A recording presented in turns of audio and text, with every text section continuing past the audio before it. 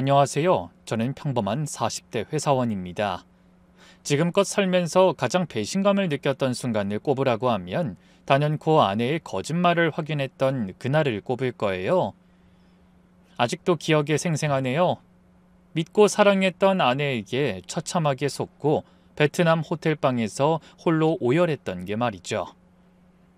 그날을 기점으로 저는 완전히 다른 삶을 살게 됐는데요. 친구들에게도 속 시원하게 털어놓지 못했던 그 사연을 익명으로나마 이 자리에서 얘기해 봅니다. 제가 아내를 처음 만난 건 37을 막 넘긴 해 가을이었어요. 당시 저는 중견 제조업체에서 해외 사업부 대리로 일하고 있었는데요. 회사 선배가 소개해준 모임에서 아내를 만나게 됐죠. 사실 제가 워낙 내성적이기도 하고 그쯤엔 더욱더 사람을 만나는 걸 피하고 있던 때였어요. 30대 후반인데 아직 총각이라고 주변에서 워낙 시끄럽게 굴었거든요. 하지만 그날은 선배의 소개였던지라 차마 거절하지 못하고 마지못해 모임에 나가게 됐는데요. 거기서 한 여자를 보는 순간 마음이 확 끌렸어요. 그녀는 작은 회계 사무실에서 일하는 30대 초반 여성이었어요. 화려하진 않았지만 차분하고 우아한 느낌이 있었죠. 무엇보다 눈빛이 참 맑고 진실해 보였어요. 요즘 여자들처럼 과하게 꾸미지도 않았고 말도 조근조근 예쁘게 하더라고요. 안녕하세요. 처음 뵙겠습니다. 네. 저는 박소영이라고 해요. 저는 김태준이라고 합니다. 태준 씨라고 불러도 되죠? 이름이 되게 근사하네요. 태준 씨랑 잘 어울려요. 저를 보며 환하게 웃는 그녀를 본 순간 있는지도 몰랐던 심장이란 녀석이 미친 듯이 뛰기 시작했어요. 아, 이 여자다 싶더군요. 모임이 파할 때쯤 있는 용기 없는 용기 다 끌어모아 데이트 신청을 했는데요. 다행히 그녀도 제가 그리 싫지 않았는지 좋다고 하더군요. 그렇게 그날 이후로 몇 번 더 만나게 됐어요. 커피도 마시고 영화도 보고 맛있는 음식도 함께 먹으면서 서로에 대해 알아갔죠. 만날수록 더 마음에 들었어요. 허영심이 없고 소박하면서도 내면이 단단한 사람이라는 걸 알 수 있었거든요. 네 번째 만남 때 정식으로 사귀자고 고백했고요. 그녀가 수줍게 고개를 끄덕이면서 저희는 연인 사이로 발돋움했네요. 몇 달 사귀면서 여자친구의 가정 상황도 자연스럽게 알게 됐어요. 솔직히 처음 들었을 때는 좀 당황스러웠어요. 아버지가 몇 년 전 작은 식당을 하시다가 운영에 실패하셔서 빚이 꽤 있다고 하더라고요. 어머니는 몸이 좋지 않아 제대로 된 일을 못하시고 대학생인 남동생까지 있어 여자친구가 가장 역할을 하고 있다고 하더군요. 우리 집 형편이 별로 좋지 않아서 혹시 부담스러우면 이해할게. 헤어져도 괜찮아. 여자친구가 조심스럽게 말하는 모습이 오히려 더 안쓰럽더라고요. 그런 걸로 뭘 헤어져. 소영이 너네 집이 어떻든 난 네가 좋아서 만나는 건데. 하지만 우리 둘 다 나이가 있잖아. 태준 씨가 비혼주의자도 아니고 결혼하고 싶어하는 사람이고 솔직히 결혼은 현실인 거 나도 알아. 나 전 남자친구랑 헤어졌던 것도 우리 집안 때문이었는걸. 그런 속물 같은 놈이랑 날 비교하지 마. 너만 괜찮다면 난 너랑 결혼하고 싶어 소영아. 뭐 집안 사정이 어쩔 수 없는 거잖아. 전 그렇게 대답했지만 솔직히 마음 한편으론 고민이 됐어요. 저희 집도 비슷한 형편이면 모를까 나름 안정적인 중산층이었거든요. 아버지는 30년 넘게 공무원으로 근무하셨고 어머니는 초등학교 교사로 정년퇴임하셨어요. 넉넉하진 않아도 남부럽지 않게 살았죠. 저 역시 나름 괜찮은 대학을 나와 중견기업에 다니고 있었고 해외 사업부라서 출장비며 각종 수당도 제법 받고 있었고요. 그래서 객관적으로 봐도 저희 집과 여자친구 집 사이에는 경제적인 격차가 꽤 있었던 게 사실이에요. 하지만 아무리 생각해봐도 저는 여자친구가 아니면 안 될 것 같더라고요. 어려운 환경에서도 가족을 위해 묵묵히 일하는 모습이 대견했고 그런 상황에서도 밝게 살아가는 모습이 존경스럽기까지 했거든요. 결국 교제한 지 1년 정도 됐을 때 저는 여자친구에게 정식으로 결혼 얘기를 꺼냈어요.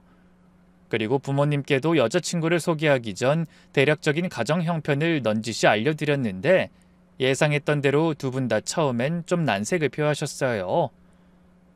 태준아, 그 아가씨 인품은 참 좋아 보이는구나.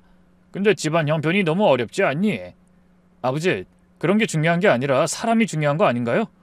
아니, 물론 사람이 중요하지. 근데 결혼이라는 게 두 사람만의 문제가 아니잖니. 특히 처가에 빚까지 있다고 하니 나중에 너한테 부담이 될 수도 있고. 옆에서 듣고 있던 어머니도 걱정스러운 표정으로 말씀하셨어요. 그래, 태준아. 엄마가 며느리 욕심이 많은 건 아닌데 그래도 너무 차이가 나면 나중에 여러 가지로 힘들어질 수가 있어. 지금은 사랑으로 다 극복할 수 있을 것 같겠지만 현실은 그렇지 않단다. 아니, 엄마, 전 그 사람이 정말 좋아요. 돈이 전부는 아니잖아요. 돈이 전부는 아니지만 없으면 안 되는 것도 돈이야. 특히 아이 생기면 돈 들어갈 곳이 한두 군데가 아닌데. 그리고 처가에서 도움을 요청하면 어떡할 거야? 부모님 말씀도 충분히 일리가 있었어요. 하지만 저는 이미 여자친구와 가정을 꾸릴 결심을 했고 이제와 여자친구와 헤어지기엔 너무 마음이 깊어진 상태였죠. 그래서 몇 달에 걸쳐 계속 부모님을 설득했어요. 아버지, 어머니, 전 진짜 그 사람이 좋아요. 집안이 어려워서 더 열심히 살아온 사람이고 그런 환경에서도 가족을 위해 희생하는 마음을 보면 정말 훌륭한 사람이라고 생각해요. 경제적인 문제는 남자인 제가 책임질게요. 너 혼자 어떻게 다 책임져? 지금도 그쪽 집안에 빚이 있다면서. 소영이가 결혼하고도 한동안 계속 일할 거라고 했어요. 남동생도 아직 대학생이지만 곧 취업할 거고. 또 제가 이제 곧 과장 승진도 앞두고 있고 해외 사업부라서 수당도 꽤 나와요. 충분히 감당할 수 있어요. 그렇게 설득하기를 몇 달. 마침내 부모님께서 직접 여자친구를 만나보시겠다고 하셨어요. 솔직히 그때가 가장 떨렸던 것 같아요. 여자친구도 엄청 긴장했었죠. 자기 나 어떡해? 자기 부모님이 나 안 좋아하시면 어떡하지? 괜찮을 거야. 넌 그냥 있는 그대로 자연스럽게 행동하면 돼. 여자친구는 막상 저희 부모님을 보자 언제 그렇게 떨었냐는 듯 정말 예의 바르고 차분하게 행동했어요. 안녕하세요, 아버님, 어머님. 인사가 늦었습니다. 그래요, 오느라 고생 많았어요. 배고프죠? 얼른 앉아서 밥부터 먹어요. 네. 태준 씨한테 어머님 음식 솜씨가 좋다고 많이 들었어요. 아이고, 그렇게 대단한 솜씨는 아닌데 입에 맞을지 모르겠네. 사실 여자친구가 입이 짧은 편이거든요. 원체 소식가라 비싼 레스토랑을 데려가도 많이 못 먹는 편이었어요. 근데 그날은 저희 어머니가 차려준 밥 한 공기를 뚝딱 비우더군요. 저희 부모님한테 잘 보이기 위해서 노력하는 거였죠. 그게 어찌나 대견하고 고맙던지. 부모님도 처음엔 어색해하셨지만 여자친구와 대화를 나누면서 점점 표정이 부드러워지시더라고요. 그동안 고생 많았겠구나. 가정 형편이 어려운데도 가족들 위해 열심히 일하고. 어머니가 여자친구의 손을 잡으시면서 말씀하셨어요. 아닙니다, 어머님. 제가 작년대 당연히 해야 할 일인걸요.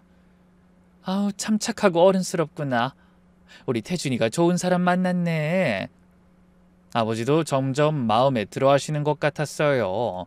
특히 여자친구가 제가 부족한 점이 많지만 잘 배워서 좋은 며느리가 되도록 노력하겠습니다. 라고 말했을 때 어머니의 표정이 완전히 달라지셨어요. 뭘 부족해? 이렇게 예의 바르고 성실한데. 앞으로 우리 태준이 잘 부탁한다. 뭐 힘든 일 있으면 다 얘기하고. 이제 한 식구가 될 테니까. 네, 감사합니다, 어머님. 그날 이후로 부모님의 마음이 완전히 돌아섰어요. 그렇게 반대하던 게 무색하게 제게 그러시더군요. 태준아, 그 아가씨 정말 좋은 사람이더구나. 집안 형편보다는 사람 됨됨이가 중요한 건데 엄마가 너무 편견을 가졌나 봐.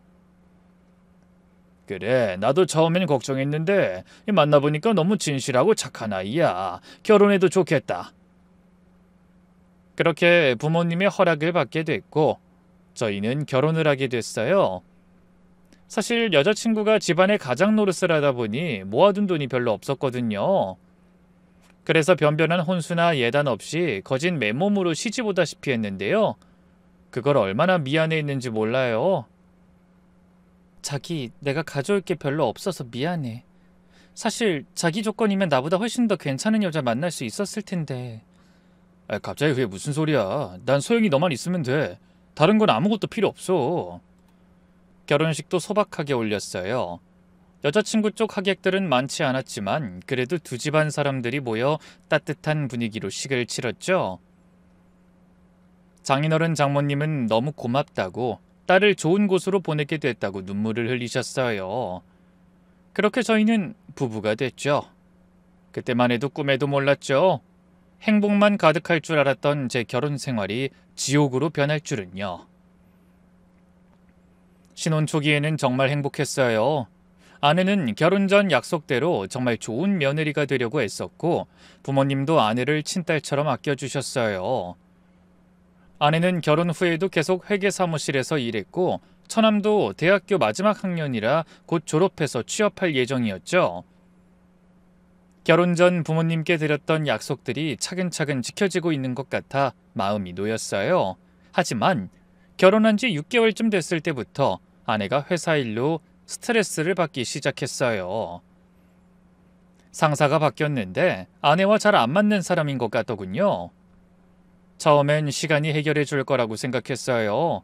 그래서 퇴근 후 아내가 오늘도 정말 힘들었어 라고 하소연할 때마다 최대한 다정하게 위로해 주려고 노력했죠. 아내가 걱정돼서 퇴근길에 약국에 들러 피로회복제도 사다 주고 스트레스 해소에 좋다는 보약도 지어줬어요. 주말엔 아내가 푹 쉴 수 있도록 빨래부터 청소, 설거지까지 집안일을 다 맡아서 했고요. 그뿐인가요? 기분 전환을 위해 아내가 좋아하는 꽃도 사다 주고 맛있는 음식이 있는 식당도 찾아가 데려가곤 했네요. 그때만 해도 사랑하는 아내가 힘들어하니까 제가 할 수 있는 모든 걸 다 해주고 싶었거든요. 그런데 몇 달이 지나도 아내의 회사 스트레스는 나아지지 않았어요. 오히려 점점 더 심해지는 것 같았죠. 아내는 매일같이 회사 상사 얘기를 했어요. 부장이 자기만 괴롭힌다. 다른 직원들보다 일을 더 많이 시킨다. 야근도 자기만 시킨다는 식으로요. 저는 그런 아내를 달래주려고 조금만 더 참아보자. 적응되면 나아질 거야. 라고 위로했지만 아내의 불만은 날이 갈수록 커져만 갔어요. 그러던 어느 날 아내가 평소보다 훨씬 늦게 들어와서는 울먹이더라고요. 여보, 나 오늘 정말 힘들었어. 부장이 나한테 완전 화풀이한 거 있지? 다른 직원들 다 있는 데서 바보 같다고, 집중력이 없다고. 무슨 일 때문에? 별것도 아닌 거였어. 서류 하나 빠뜨렸다고 그러는데 실수할 수도 있는 거잖아. 근데 마치 내가 일부러 그런 것처럼 막 소리를 지르는 거야. 아내가 그렇게 속상해하는 모습을 보니까 정말 마음이 아팠어요. 제가 대신 그 부장한테 가서 따지고 싶을 정도였죠. 그런 인간 말종 같은 놈은 신경 쓰지 마. 자기가 잘못한 게 아니야. 응. 근데 여보, 나 정말 그만두고 싶어. 매일 이런 식으로 스트레스 받으면서 다닐 바에야. 그래, 그렇게 힘들면 다른 회사 알아보는 것도 좋을 것 같아. 굳이 그런 데서 고생할 필요 없지. 그때 제가 그렇게 말한 건 아내를 위로하려는 마음이었어요. 정말로 당장 그만두라는 뜻은 아니었거든요. 하지만 아내는 제 말을 듣고 안도하는 표정을 지었어요. 정말? 당신이 그렇게 말해주니까 마음이 놓여. 그리고 며칠 뒤에 아내가 퇴근 후 충격적인 말을 꺼냈어요. 여보, 나 오늘 회사 그만뒀어. 뭐? 갑자기? 더는 못 견디겠어서. 오늘 아침에 부장이 또 나한테 소리 지르길래 참다 못해서 사표 던지고 나왔어. 당신도 말했잖아. 너무 힘들면 고생하지 말고 그냥 나오라고. 내가 그렇게 말하긴 했는데 솔직히 너무 갑작스러워서 당황스러웠어요. 아내가 힘들어하는 건 알고 있었지만 설마 상의도 없이 그만둘 줄은 몰랐거든요. 하지만 이미 그만둔 상황에서 뭐라고 할 수도 없었고 무엇보다 아내가 그렇게 힘들어했는데 나무랄 순 없었어요. 그래, 잘했어. 고생 많았고. 그동안 정말 힘들었겠다. 정말 힘들었어. 그래도 당신이 이해해줘서 고마워. 이제 좀 쉬고 천천히 다른 좋은 회사 알아보자. 고마워, 여보. 한 달만 좀 쉬고 다시 찾아볼게. 안심한 표정으로 제품에 안기던 아내가 잠시 망설이더니만 뜻밖의 얘기를 꺼냈어요. 저기 그런데 여보, 미안하지만 그동안 우리 집 생활비 당신이 좀 보태줄 수 있을까? 나 새 직장 들어갈 때까지만. 정말 미안해. 결혼 후 저는 아내가 버는 돈에 관해선 일절 상관하지 않았거든요. 저희 둘이 쓰는 생활비나 기타 비용은 제가 다 부담하고요. 아내 월급은 아내가 자유롭게 썼죠. 그래서 결혼 전 하던 것처럼 처갓집 생활비도 아내 월급에서 나갔는데 아내가 일을 그만두면서 제가 책임져야 할 상황이 된 거예요. 저도 사람인지라 썩 유쾌하진 않았지만 장인어른 장모님도 이제 제 가족이나 다름없으니 제가 책임지는 게 맞다고 생각했어요. 그래서 망설임 없이 고개를 끄덕였죠. 괜찮아, 걱정하지 마. 내가 감당할 수 있어. 정말 고마워. 최대한 빨리 새 직장 찾을게. 그렇게 아내가 내던 처갓집 생활비를 제가 대신 보내드리기 시작했어요. 월 80만 원 정도였는데 제 월급으로 충분히 감당할 수 있는 액수였죠. 일시적인 거라고 생각했으니까요. 그런데 문제는 아내가 생각보다 구직 활동을 적극적으로 하지 않는다는 거였어요. 한 달이 지나도 두 달이 지나도 별다른 움직임이 없었거든요. 대신 집에서 드라마를 보거나 친구들과 만나서 수다를 떨었어요. 저는 아내가 결혼 전에도 집안 형편 때문에 쉬지 못했던 걸 알기에 나무라기보다는 그런 아내를 말없이 지켜봐 줬는데요. 그런데 어느 날 아내가 그러더라고요. 여보, 어차피 우리 아이 빨리 가져야 하잖아. 나 다시 취업하면 또 직장 스트레스 때문에 애 안 생길까 봐 겁나는데 그냥 애 생길 때까지 집에서 주부로 지내는 게 어떨까? 주부? 응. 어차피 취업도 잘 안 되고 지금까지 애 안 생긴 게 나 회사 스트레스 때문이 아닐까 싶어서. 당신도 빨리 아기 갖고 싶잖아. 아무래도 나이가 있다 보니까 이세 문제에 있어서 조급함이 있는 건 사실이었어요. 원래 아이가 생기면 아내가 직장을 그만두는 걸로 얘기가 되어 있었는데 기왕 이렇게 된 거 아내가 집에서 쉴 때 임신 준비에 집중하는 것도 좋을 것 같더군요. 그래, 좋은 생각이야. 그럼 당신은 당분간 집에서 쉬면서 아이 갖는 데만 집중해. 나도 노력할게. 정말? 고마워, 여보.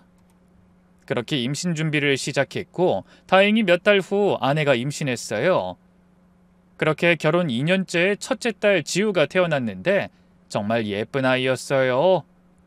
저와 아내를 반씩 닮은 깜찍한 딸을 보는 순간 이 세상에서 가장 행복한 사람이 된 기분이었죠.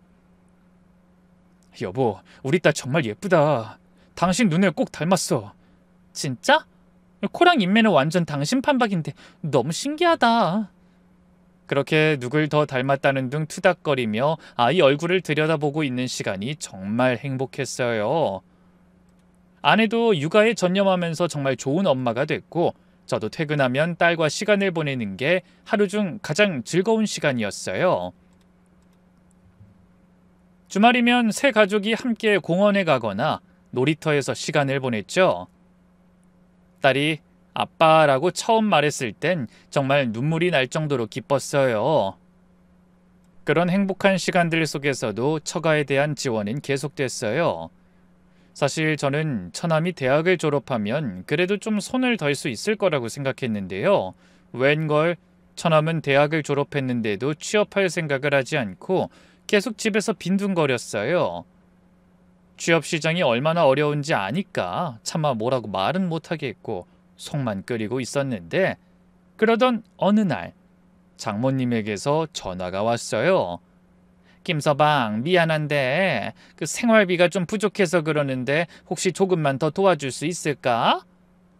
조금만 덜하면 얼마나... 사실 우리 민수가 졸업하고도 취업을 못하고 있잖아.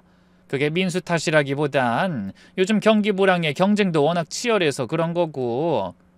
아, 네.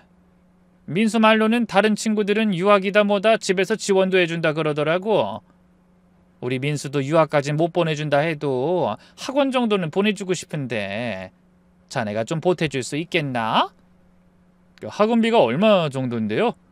학원비 말고도 교재비에 이것저것 생활비까지 더해서 한 달에 120만 원 정도면 40만 원이 더 늘어난 거였어요. 솔직히 부담스러웠지만 아내 때문에 거절하기도 어려웠어요. 결국 다달이 처가에 보내는 돈을 늘리기로 했죠. 처남의 빠른 취업을 기원하면서요. 하지만 다 헛된 바람이었어요. 처남은 학원을 한두어 달 다니는 둥 마는 둥 하다 결국 그만둬 버렸고요. 제가 보내준 돈으로 친구들과 술이나 먹으면서 놀러 다녔더군요. 뒤늦게 이 사실을 알고 얼마나 화가 났는지 몰라요.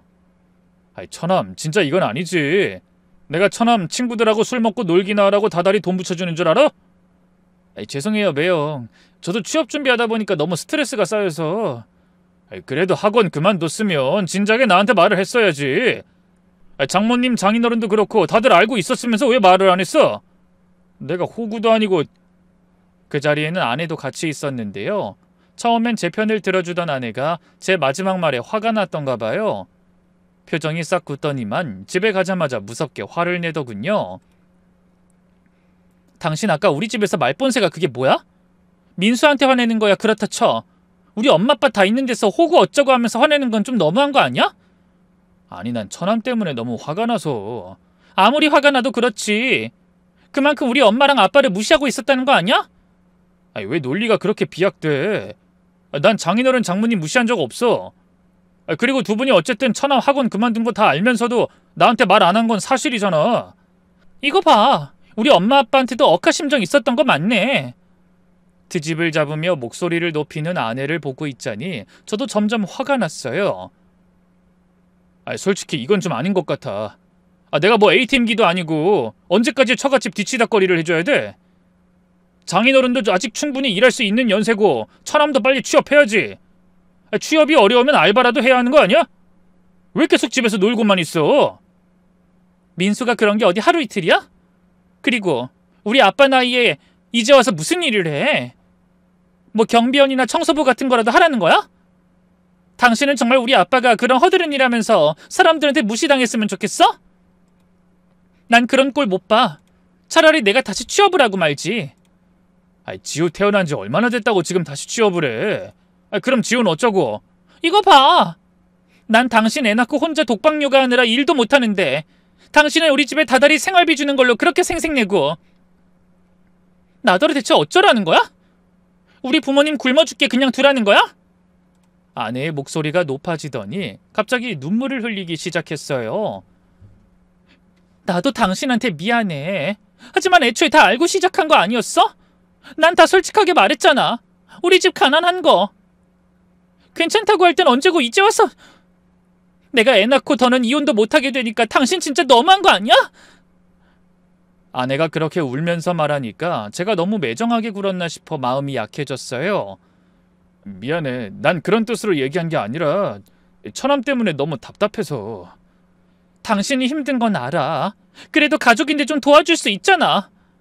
나도 지우 어린이집 들어가면 알바라도 할게. 아니야, 내가 괜한 소리 했어. 당신은 그냥 지우 키우는 거에 집중해. 당신 가족들은 내가 책임질 테니까 그 처남하고도 잘 풀어볼게. 그렇게 아내의 눈물에 넘어간 저는 처가에 대한 지원을 계속했는데요. 그게 잘못이었던 걸까요? 얼마 뒤 더 큰 문제가 생겼어요. 처남이 하라는 취업은 안 하고 기막힌 사고를 친 거예요. 제가 그 사실을 알게 된 건 새벽에 온 장모님의 전화 때문이었어요. 김서방 큰일 났어. 우리 아들이 친구들이랑 술 마시다가 싸움이 났는데 상대방이 다쳤다면서 합의금을 요구해. 합의금이요? 얼마를 요구하는데요? 2천만 원이래. 어떡하지? 우리가 어디서 그런 돈을 구해? 김서방, 정말 미안하지만 도와줄 수 있을까? 그 돈 말은 못하면 우리 민수 감옥 가야 한대. 갑자기 2천만 원이라니. 적지 않은 돈이었어요. 하지만 가족이 된 이상, 그리고 아내가 그렇게 걱정하는 모습을 본 이상 거절할 수가 없었어요.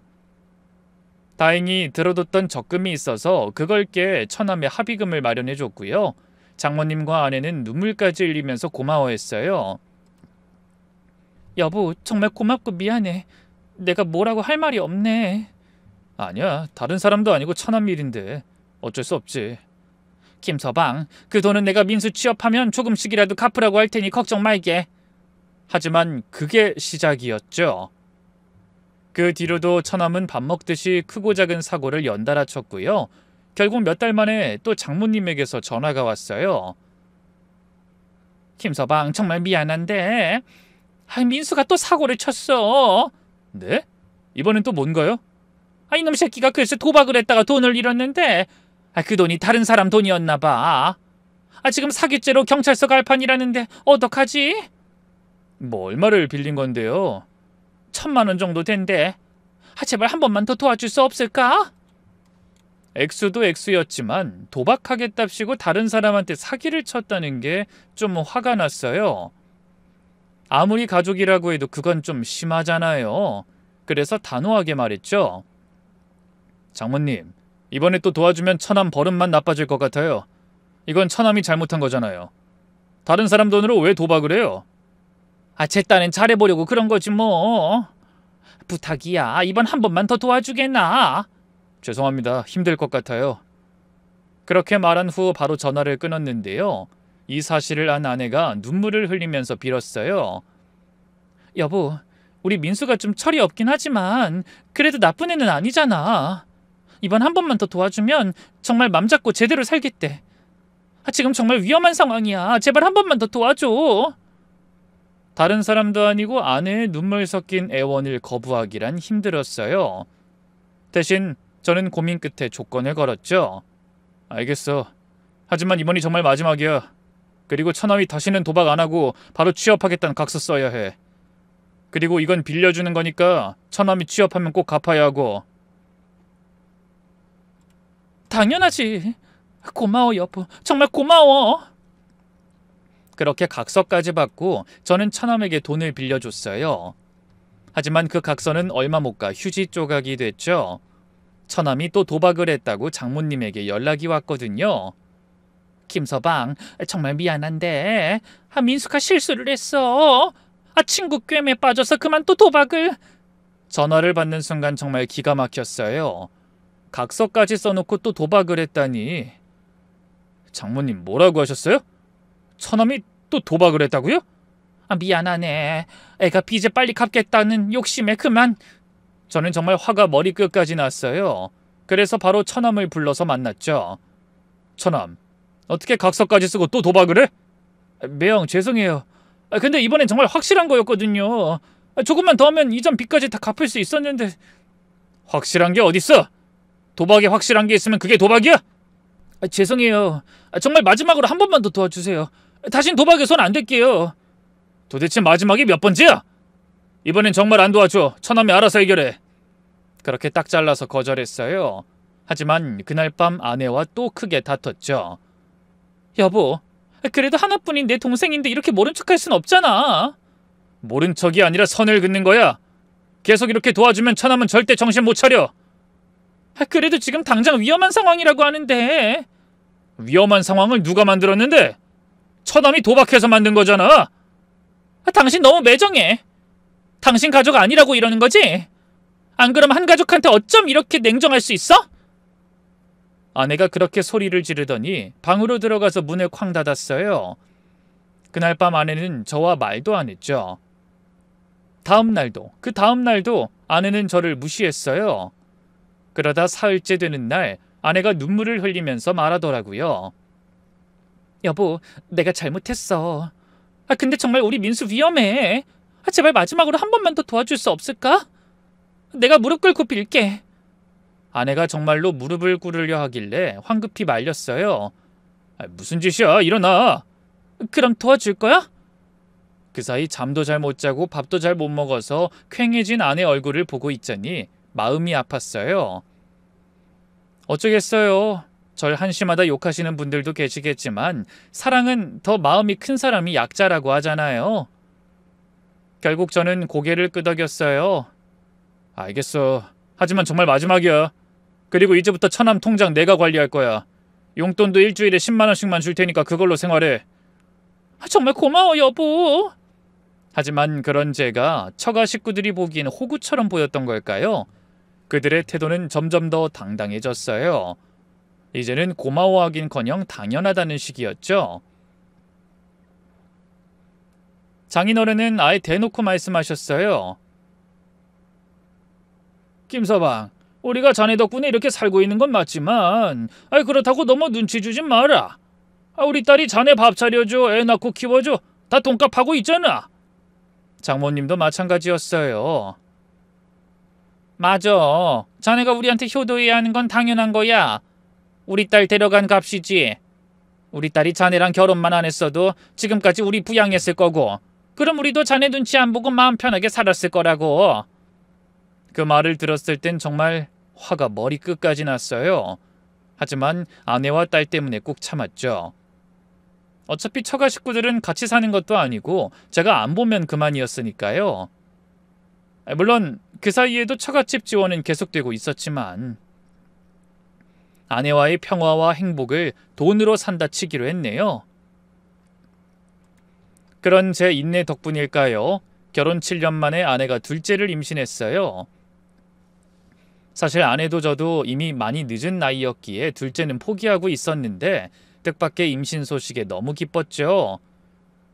저는 임신 기간 동안 아내를 더욱 세심하게 챙겼어요.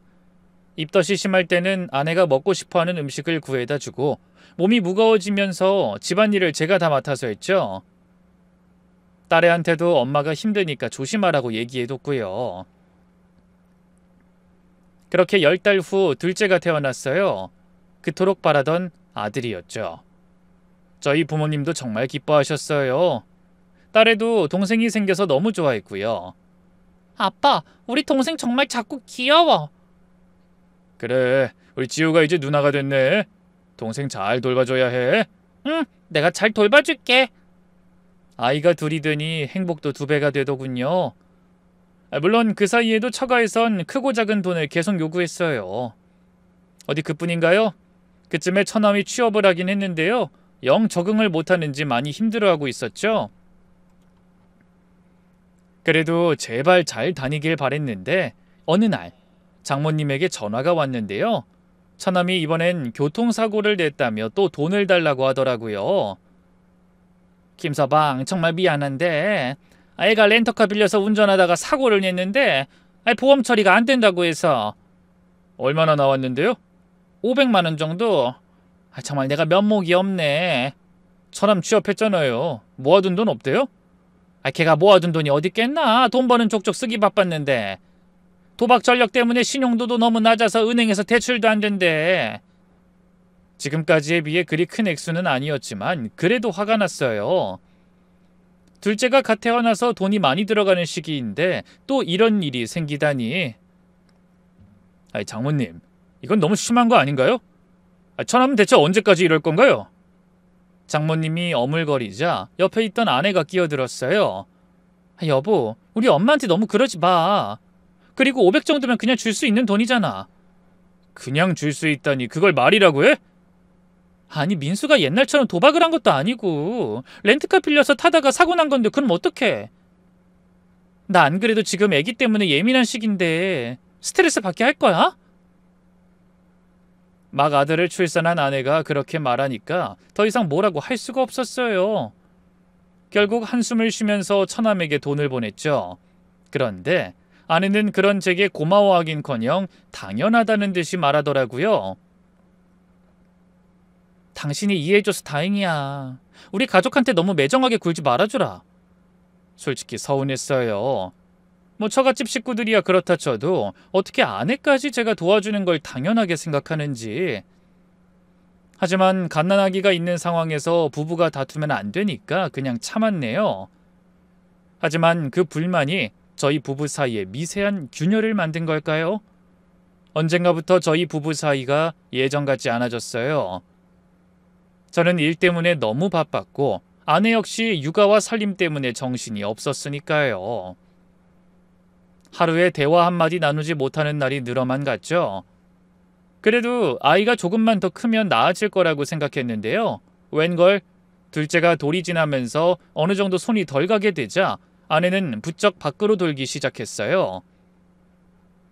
애기 엄마들하고 무슨 모임을 만들어서 이리저리 쏘다니더군요. 그뿐인가요? 부쩍 외모에 신경을 쓰기 시작했어요. 머리도 자주 하러 가고 화장품도 비싼 걸로 바꾸고 옷도 예전보다 화려하게 입기 시작했죠. 당신 요즘 왜 이렇게 꾸미고 다녀? 애기 엄마가 옷이고 화장이고 너무 요란한 거 아니야? 아니 뭘 요즘 다 이 정도는 해. 나도 좀 가꿔야지. 맨날 애 키우느라 나 자신을 소홀히 했잖아. 아내 말에도 일리는 있었어요. 홀로 애 키우랴 살림하랴 고생한 아내한테 너무 뭐라고 하고 싶지 않더군요. 아내가 자기 시간을 즐길 수 있도록 주말엔 최대한 제가 아이들도 많이 챙기려고 했어요. 제 딴엔 멀어진 아내와의 관계를 회복하기 위한 노력이었죠. 그때만 해도 꿈에도 몰랐어요. 아내가 감추고 있던 어마어마한 진실을 말이죠. 진실이 수면 위로 올라온 계기는 제 베트남 출장이었어요. 2주간의 장기 출장이었는데 회사에서 새로운 공장 설립 관련 업무를 맡겨준 거였죠. 이렇게 길게 집을 떠나본 적이 없어 처음엔 걱정이 많았는데요. 나중엔 차라리 잘 됐다 싶었어요. 사실 요즘 집에서의 분위기가 좀 어색했거든요. 아내와의 사이가 예전 같지 않아 마음 한켠이 안 좋았는데 출장을 가게 되니까 오히려 잠깐 떨어져 있으면서 생각을 정리할 수 있을 것 같았어요. 여보, 나 이번에 베트남으로 출장 가게 됐는데 좀 길어. 2주 정도 걸릴 것 같아. 2주? 좀 길긴 하네. 그래도 어쩔 수 없지. 조심히 다녀와. 지호랑 애기 잘 부탁해. 혹시 급한 일 있으면 언제든 연락해. 알겠어. 걱정하지 마. 아내는 평소와 다르지 않게 대답했어요. 오히려 제가 출장 간다고 하니까 좀 안도하는 표정인 것 같기도 했고요. 베트남에 도착해서 일주일 정도는 정말 바빴어요. 현지 공장 부지 답사하고 관계자들과 미팅하고 서류 작업하고 하루 종일 일에 파묻혀 지내다 보니 집 생각할 겨를도 없었죠. 그런데 일주일이 지나고 나서부터는 좀 여유가 생기더라고요. 하지만 그게 꼭 좋은 것만은 아니더군요. 저녁에 호텔로 돌아와서 혼자 있으면 갑자기 외로움이 밀려왔어요.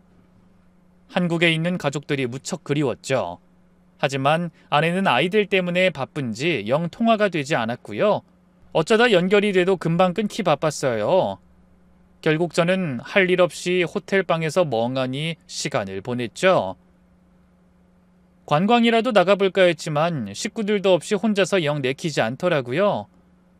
그나마 밤에 잠들기 전에 TV로 한국 방송을 보는 게 유일한 낙이었어요. 호텔에 있는 TV에서 유일하게 나오는 한국 채널이 딱 하나 있었는데요. 대부분 제가 관심 없는 한류 드라마나 뉴스가 전부였지만 그래도 해외에서 혼자 있으니 한국어가 나오는 건 뭐든 반갑더라고요.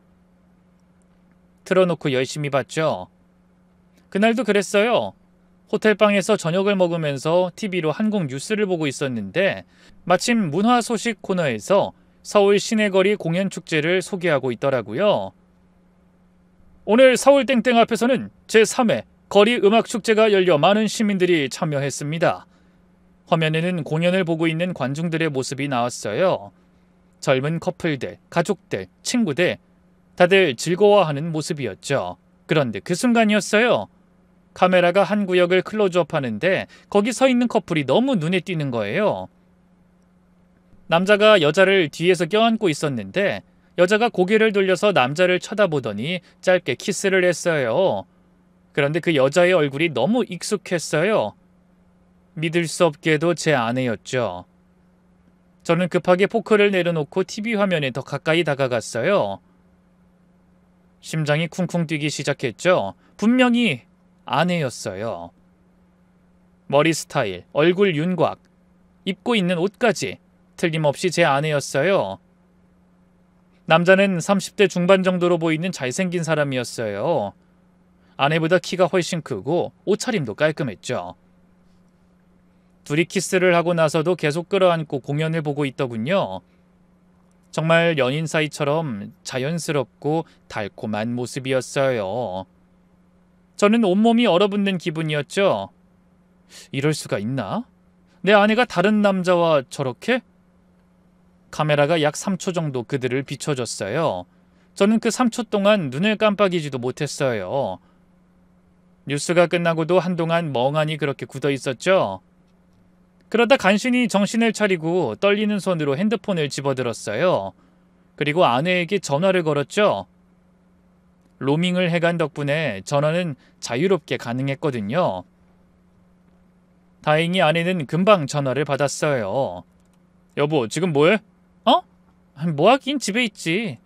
당신 오늘 혹시 어디 축제 같은 데 갔다 갔어? 일순 정적이 흐른 것도 잠시, 수화기 너머로 아내의 태연한 목소리가 넘어왔어요. 뭔 소리야? 나 지금 애기 보고 있는데? 아니, 지금 말고 낮에 말이야. 낮에도 어디 안 갔어. 애가 둘인데 가긴 어딜 가. 아내의 목소린 평상시와 똑같았어요. 전혀 수상한 기색이 없었어요. 심지어 배경에서 둘째 우는 소리까지 들렸어요.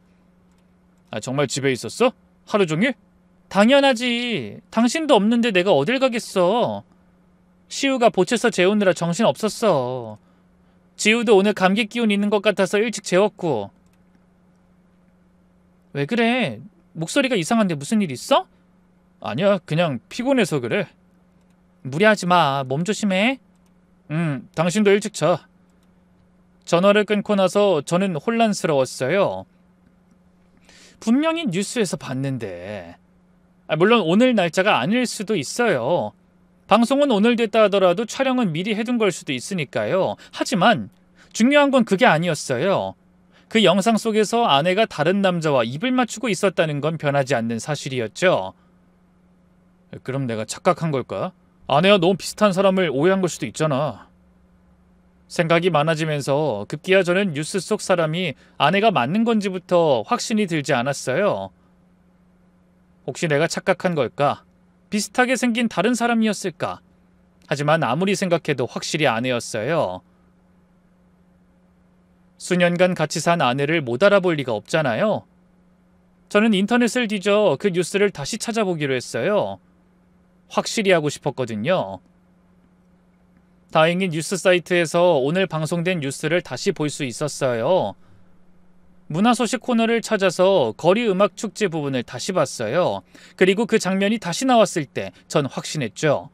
분명히 제 아내였어요. 화질도 충분히 좋았고 각도도 정면에서 찍힌 거라 얼굴이 선명하게 보였어요. 뉴스 자막을 보니 오늘 오후 땡땡에서 열린 거리 음악 축제라고 나와 있었어요. 오늘 촬영된 게 맞았어요. 그럼 아내가 거짓말을 한 거였어요. 외출은 전혀 하지 않았다고 하는데 실제로는 다른 남자와 데이트를 한 거였죠. 그날 밤 잠을 한 잠도 못 잤어요. 계속 그 장면이 머릿속에 맴돌았거든요. 아내가 다른 남자의 품에 안겨 키스하던 모습이, 그렇게 자연스럽고 달콤해 보였던 모습이. 출장 마지막 3일 동안 전 계속 고민했어요. 한국에 돌아가서 어떻게 해야 할지, 직접 물어봐야 할지, 아니면 확실한 증거를 더 모아야 할지. 그리고 결론을 내렸죠. 확실한 증거가 필요하다고. 아내가 부인하면 할 말이 없으니까요. 한국에 돌아온 후 저는 평소처럼 행동했어요. 출장 얘기도 하고 아이들과도 놀아주고, 하지만 마음 한편으로는 계속 아내를 주시하고 있었어요. 그리고 그 주 토요일, 아내가 또 외출한다 하더군요. 여보, 오늘 부모님이랑 민수랑 만나기로 했어. 식구들끼리 다 같이? 응. 오랜만에 다 같이 만나서 밥 먹기로 했어. 나도 같이 갈까? 장모님 장인어른 뵌 지도 오래됐는데. 그러자 아내가 눈에 띄게 당황한 표정을 짓더군요. 됐어. 그럼 애들도 데려가야 하는데 정신 없잖아. 엄마가 따로 할 말도 있다고 했고. 오늘은 나만 다녀올게. 당신은 집에서 아이들 좀 봐줘. 알겠어. 누가 봐도 수상했어요. 아내가 나간 후 30분 뒤 저는 아이들을 이웃집에 잠깐 맡기고 아내를 따라갔죠. 아내가 강남 쪽으로 간다고 했으니까 그쪽으로 갔죠. 중간에 길을 잘못 뜨는 바람에 하마터면 놓칠 뻔했는데요. 다행히 한 레스토랑으로 들어가는 아내를 다시 발견할 수 있었어요. 아내가 통유리로 된 창가에 자리를 잡은 덕분에 밖에서도 내부를 훤히 들여다볼 수 있었는데요. 얼마 안 가 처갓집 식구들도 하나둘 아내가 앉은 테이블로 들어오더군요. 정말 처가 식구들끼리만 보기로 한 건가 안심이랄지 실망이랄지 묘한 감정으로 돌아서려 했는데요. 바로 그 순간 정말 충격적인 광경이 눈앞에 펼쳐졌어요. 글쎄, 아내와 같이 뉴스에 나와 입을 맞추던 남자가 등장해 자연스럽게 합류하더니 아내 옆자리에 떡하니 앉는 게 아니겠어요? 경악한 저는 입을 틀어막고 어찌할 바를 몰랐는데요. 그러다 간신히 정신을 차리고 급하게 핸드폰을 꺼내 동영상 촬영을 시작했어요. 레스토랑 유리창 너머로 보이는 그들의 모습을 낱낱이 찍었죠. 장모님이 그 남자에게 반찬을 떠주고 있었고 처남은 그 남자와 술잔을 부딪히며 웃고 있었어요. 아내는 그 남자 옆에 바짝 붙어 앉아 자연스럽게 팔짱을 끼고 있었고요. 정말 한 가족 같아 보였어요. 아니, 실제로 가족인 것처럼 행동하고 있었죠. 저는 그 자리에서 움직일 수가 없었어요. 온몸이 얼어붙는 기분이었죠. 아내의 불륜도 충격적이었지만 처가 식구들이 다 알고 있었다는 게 더 충격적이었어요. 그럼 지금까지 저만 바보였던 거잖아요. 안 되겠다 싶어서 레스토랑 안으로 저도 들어갔어요. 그리고 처갓집 식구들이 앉은 바로 뒤쪽 테이블에 조심스럽게 자리를 잡았는데요. 방금까진 들리지 않던 대화 내용이 생생하게 들려오더군요. 지서방 많이 먹게. 어째 전에 봤을 때보다 살이 더 빠진 것 같아. 장모님은 그 상간남을 사위 취급하면서 더 챙기지 못해 안달이었어요. 상간남은 그런 장모님의 태도가 익숙한 듯 보였죠. 요즘 일이 좀 바빠서요. 새로 시작했다는 그 사업? 잘 되고 있는 건가? 네, 이번엔 진짜 예감이 좋아요. 잠시만요. 전화가 와서. 상간남이 갑자기 핸드폰을 들고 밖으로 나갔어요. 그러자 처갓집 식구들의 반응이 또 한순간에 달라지더군요. 장모님은 순식간에 못마땅한 어투로 아내를 나무랐어요. 소영이 너 저놈하고 대체 언제까지 만날 거야? 가정도 있는 애가 불장난도 이쯤 해야지. 그래 소영아, 애위도 네가 이제 기태는 정리했으면 좋겠다. 꼬리가 길면 밟힌다고 김서방이 알면 어쩔 거야. 장모님과 장인어른의 힐난에 돌아온 아내의 대답은 너무나 충격적이었어요. 말했잖아, 나 조만간에 이혼할 거라고. 이혼하고 기태씨랑 합칠 거야. 아내는 아무렇지 않게 저와 이혼하겠다고 하더군요. 정 한 줌 없는 그 차디찬 목소리에 얼마나 충격받았는지 몰라요. 미쳤니? 기태 저놈이 지금까지 사업한답시고 말아먹은 돈이 한두 푼이야? 그러지 말고 그냥 김서방이랑 계속 같이 살아. 김서방이 직장도 안정적이지 돈도 잘 쓰지 얼마나 좋아. 그래서 지금까지 참고 살았잖아. 이혼하려고 하면 민수가 사고치지. 엄마 아빠가 돈 필요하다고 하지. 내가 뭐 심청이도 아니고. 나도 이제 내 삶을 살고 싶어. 난 기태씨 아니면 안 된다고. 아내의 진심을 전해 듣고 나니 배신감에 온몸이 떨렸어요.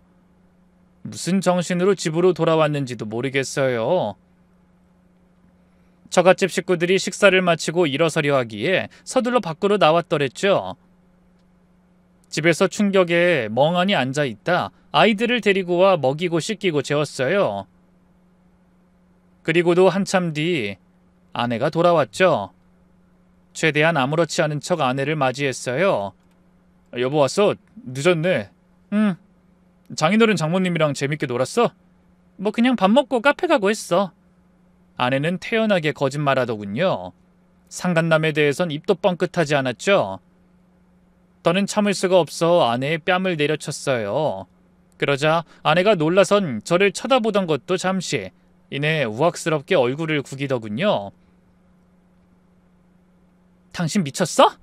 왜 사람을 때리고 그래? 사람? 네가 사람이야?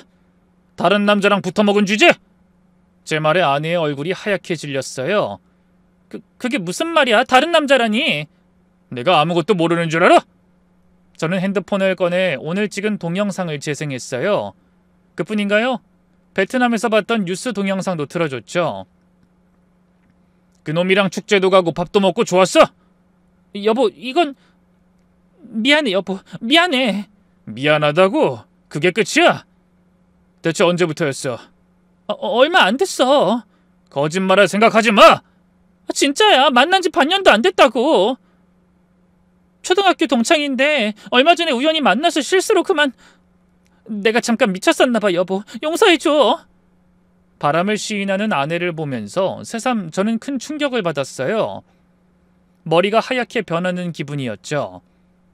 처가 식구들은 그 인간들도 다 알고 있었던 거야? 응. 어릴 때 부모님끼리도 알던 사이라 어쩌다 보니 다들 알게 됐어. 미안해, 여보. 정말 미안해. 다신 안 만날게. 제발 한 번만 용서해주라. 이제 와서 나랑 이혼하고 그놈이랑 재혼할 거라며. 다 들었어! 저는 정말 화가 머리끝까지 났어요. 아내의 불륜도 배신이었지만 처가 식구들까지 공모해서 절 속였다는 게 더 화가 났죠. 이제 그만하자. 여보. 우리 이혼해. 더 이상은 못 견디겠어. 썩 꺼져버려! 여보, 이러지 마, 제발. 내 집에서 안 나가? 또 맞고 싶은가 보지? 제가 손을 치켜들자 아내는 결국 겁에 질린 얼굴로 도망치듯 집을 빠져나갔어요. 모성이란 게 있긴 한 건지 아이들은 챙기지도 않더군요. 그 모습에 더 정이 떨어졌어요. 양육권과 친권을 반드시 갖고 오겠다고 결심했죠. 이후로 저는 모든 걸 정리하기 시작했어요. 우선 가장 중요한 건 처가에 보내던 돈부터 끊는 거였죠. 다음 날 회사에 가기 전에 은행에 들렀어요. 다달이 장모님과 처남의 계좌로 자동이체되던 돈을 중단하는 게 첫 번째 할 일이었거든요. 그리고 바로 변호사 사무실로 갔어요. 변호사에게 자초지종을 설명하고 모든 증거를 보여주자 승소는 확실하다고 하더군요. 처갓집에선 뒤늦게 이 사실을 알게 된 걸까요? 갑자기 장모님에게서 전화가 왔어요. 목소리부터 심상치 않았죠. 김서방, 소영이한테 얘기 들었네. 제발 날 봐서라도 한 번만 봐주면 안 되겠나? 소영이도 정말 후회하고 있어. 그 말에 헛웃음이 나오더군요. 제가 왜 장모님 얼굴 봐서 그 여자를 봐줍니까? 진작에 장모님 때문이라도 갈라서고 싶었는데.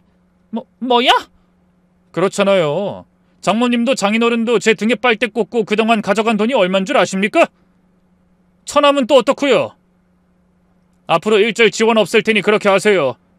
지금까지 그쪽으로 흘러간 돈도 어떻게든 다 받아낼 테니까 각오하시고요.